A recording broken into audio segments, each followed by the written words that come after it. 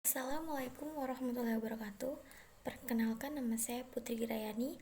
Saya dari kelas B reguler 2019, Pendidikan Sejarah di Universitas Negeri Medan. Nah, di sini saya akan menjelaskan tentang apa itu seksualitas dan masyarakat modern. Yang pertama itu ada seksualitas. Seksualitas merupakan suatu cara di mana kita bisa mengalami dan juga mengekspresikan diri sebagai makhluk seksual.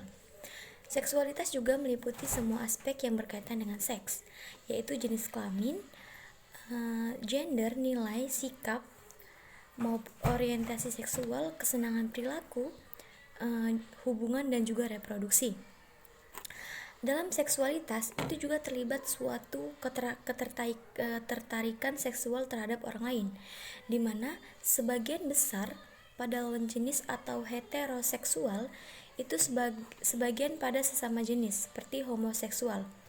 Nah, dengan adanya seksualitas, hormon pun dianggap sebagai salah satu pendorong utama perilaku seksual.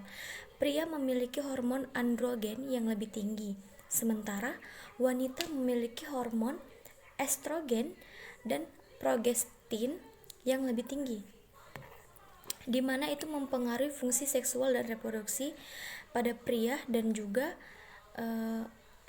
pada wanita, yaitu estrogen dan juga progesteron. Nah, di dalamnya itu terdapat beberapa cara individu dalam mengekspresikan seksualitasnya, yaitu melalui pikiran, fantasi, perilaku, peran, dan juga hubungan. Menurut Harlock, ada beberapa dorongan yang mempengaruhi seksualitas. Yang pertama itu ada faktor internal. Nah, di mana di faktor internal itu bahwa stimulus yang berasal dari dalam diri individu yang sedang bekerjanya hormon-hormon atau alat reproduksi sehingga mendorong untuk melakukan hal tersebut dan menuntut untuk segera dilakukan. Nah, yang kedua itu ada faktor eksternal, di mana stimulus ini berasal dari luar individu sehingga memunculkan perilaku seksual. Dan stimulus juga memperoleh dari kegiatan seperti kencan, terus bisa mendapatkan informasi dan juga pengetahuan tentang seksualitas itu dari orang lain seperti teman sebaya, pacar, maupun teman bermain. Nah, di dalam seksualitas itu juga terdapat tentang dimensi seksual, di mana di dalam dimensi ini juga ada dimensi agama dan etik, dimensi sosiokultural, dimensi psikologis, dan juga dimensi budaya. Nah, di saat proses masa kematangan seks ataupun kematangan remaja itu sama seperti adanya perbedaan antara individu dalam hal saat permulaan, mulainya perubahan dan juga lamanya proses. Nah, lalu pada tingkat kematangan seks remaja perempuan dan juga remaja laki-laki itu mengalami perbedaan, akan tetapi sama halnya juga seperti perkembangan pada fisik dan juga tinggi badan, di mana pada remaja perempuan akan dimulai rata-rata 2 tahun lebih dahulu daripada laki-laki. Sedangkan perubahan yang terjadi pada tubuh remaja merupakan akibat dari mulainya fungsi kelenjar seks, di mana tubuh yang disertai dengan kematangan alat-alat seks atau organ reproduksinya. Nah, adapun dampak seksualitas pada remaja. Menurut Perry dan Potter pada tahun 2005, ada beberapa dampak seksualitas yang timbul pada remaja, yaitu pertama, dampak fisik. Nah, dampak fisik ini bisa terjadi penyakit kelainan pada salah satu organ tubuhnya, di mana seperti penyakit HIV, AIDS, dan sebagainya, seperti itu. Yang kedua ada dampak perilaku, di mana di dampak perilaku ini kewajiban ini timbul akibat remaja yang aktif secara seksual. Nah, maka maka dampak perilaku dan kewajiban juga ini akan terjadi seperti penyakit kelainan seksual, yaitu ingin untuk selalu melakukan hubungan seksual tersebut, dan juga selalu menyibukkan waktunya untuk berbagai hayalan seksual seperti berciuman, merangkul, berpegangan tangan, dan juga lainnya seperti itu. Kemudian faktor yang berhubungan dengan seksualitas remaja itu ada pada faktor kultur, nilai agama, etik, teman pergaulan atau teman bermain, tekanan pacar, rasa penasaran, dan juga lingkungan keluarga. Nah, jadi bisa dikatakan bahwa seksualitas itu merupakan suatu gender pada lelaki dan juga perempuan yang tidak bisa dipergunakan dengan sesuka hati. Kenapa? Karena pada remaja pada anak usia 15 tahun ke atas itu sudah mulai meranjak remaja, di mana mereka akan lebih mengetahui tentang apa itu seksualitas dan apa gunanya seksualitas itu. Dan mereka tidak mengerti apa dampak dari seksualitas tersebut. Nah, disitulah banyak terjadi pada zaman sekarang bahwa seksualitas sekarang itu dianggap sepele. Ada yang hamil di luar nikah, ada yang sudah kebobolan dahulu sebelum menikah.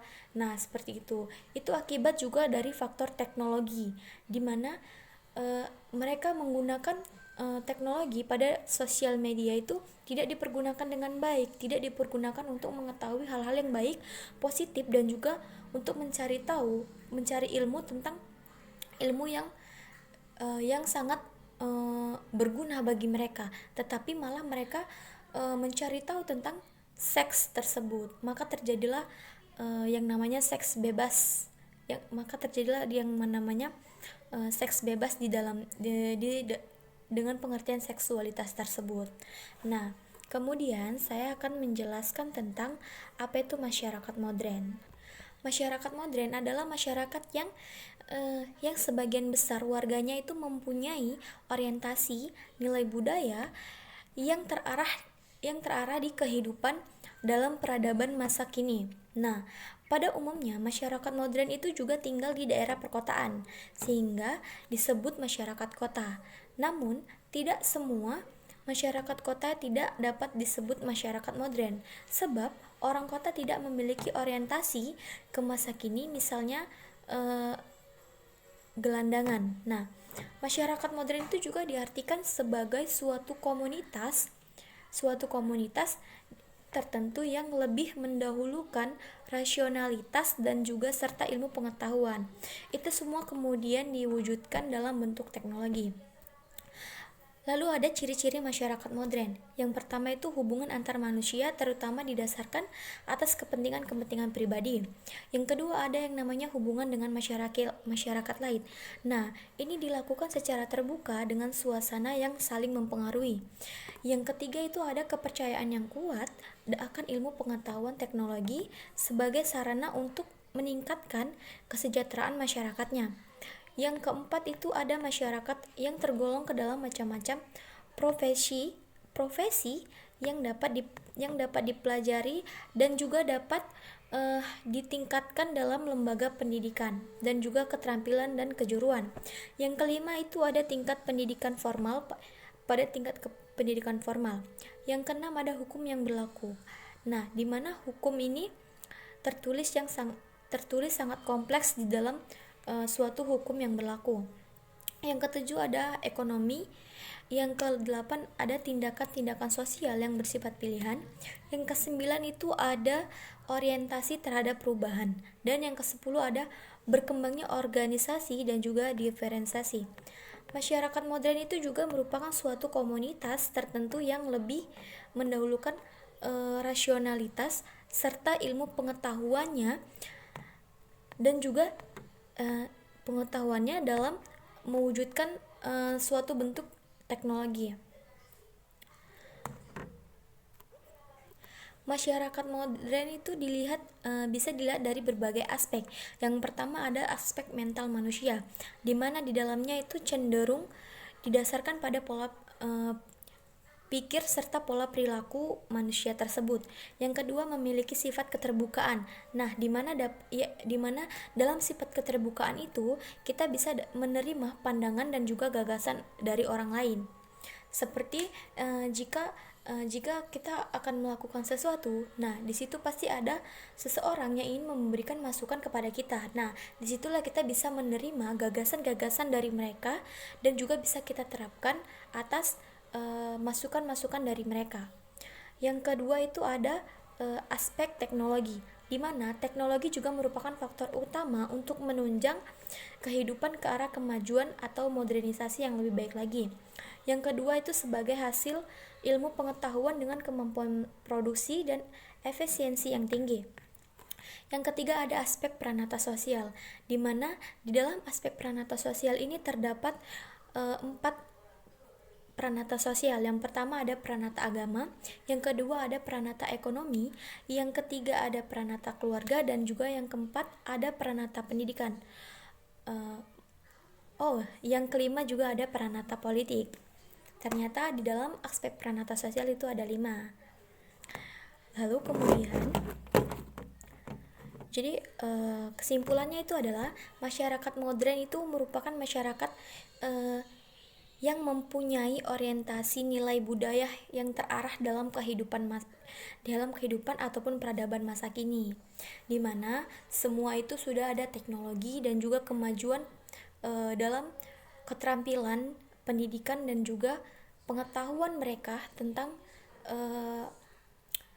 teknologi di masa kini, seperti itu. Mungkin sekian yang dapat saya sampaikan, lebih dan kurang saya mohon maaf. Saya akhiri dengan Assalamualaikum warahmatullahi wabarakatuh.